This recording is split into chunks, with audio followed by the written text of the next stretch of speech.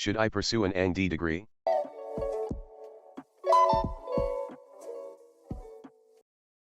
I'm 16 and in the future I want to start an engineering company. I have been doing a lot of research and most sources say I should pursue an PhD degree. Do you think that an PhD degree is important to be an engineering entrepreneur, or is a bachelor's degree enough? Also, around what age do most people finish their PhD degrees?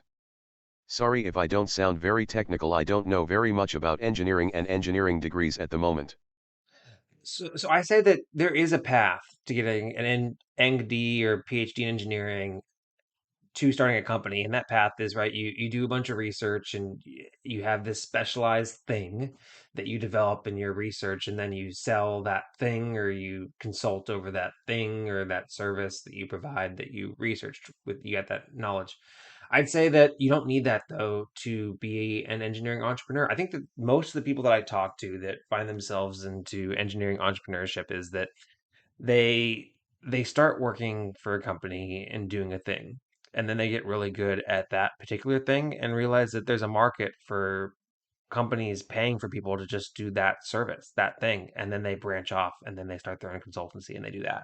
That's the most common thing that I see, and you don't need a PhD. You don't need to spend the time or the you lose the opportunity cost of missing out on earning potential and salary growth whenever you that is comes with getting a PhD to go ahead and start your own company. So I'd say you don't need it. I'd say that at least not out right out the gate unless you already know what you want to research in.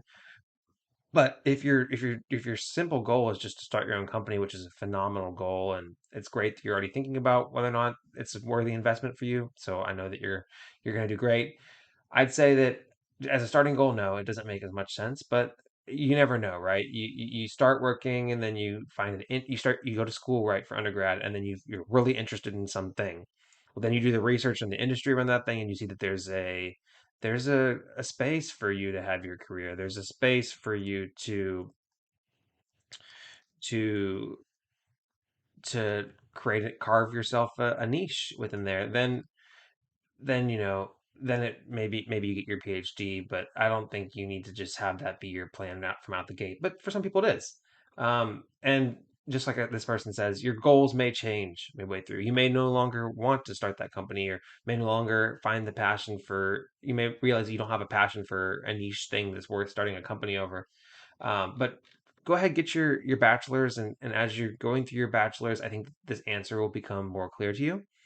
But it's great that you're already thinking about it, and I'd say you don't have to do it, but it's always an option. So yeah, Daniel advocating a little bit towards grad school for engineering.